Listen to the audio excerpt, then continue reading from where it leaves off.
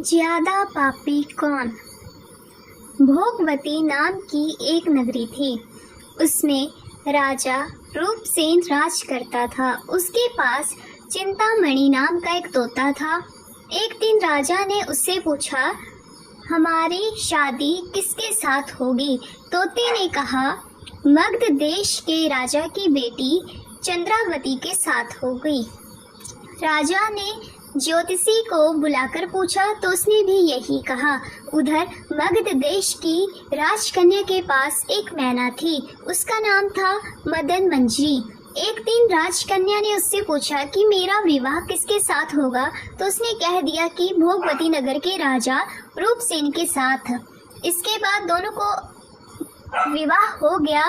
रानी के साथ उसकी मैना भी आ गई। राजा रानी ने तोता मैना का ब्याह करके उन्हें एक पिंजड़े में रख दिया। एक दिन की बात है कि तोता मैना में बहस हो गई। मैना ने कहा, आदमी बड़ा पापी, दगाबाज और अधर्मी होता है। तोते ने कहा, स्त्री झूठी, लालची और हत्यारी होती है। दोनों का झगड़ा बढ़ गया तो राजा ने कहा, क्या बात है, तुम आपस में लड़ते क्यों हो। मैना ने कहा, महाराज, मर्द बड़े बुरे होते हैं। इसके बाद मैना ने एक कहानी सुनाई। इलापुर नगर में महाधन नाम का एक सेठ रहता था। विवाह के बहुत दिनों के बाद उसके घर एक लड़का पैदा हुआ।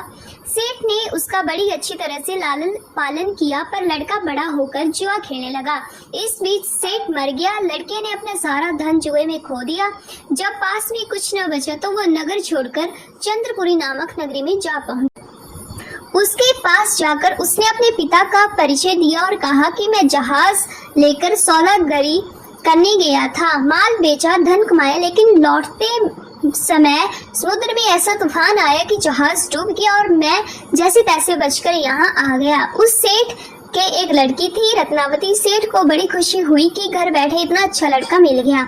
उसने उस लड़की को अपने घर में रख लिया और कुछ दिन बाद अपनी लड़की से उसका ब्याह कर दिया। दोनों वहीं रहने लगे। अंत में एक दिन वहां से विदा हुए। सेठ ने बहुत सा धन दिया और एक दासी को उनके साथ भेज दिया।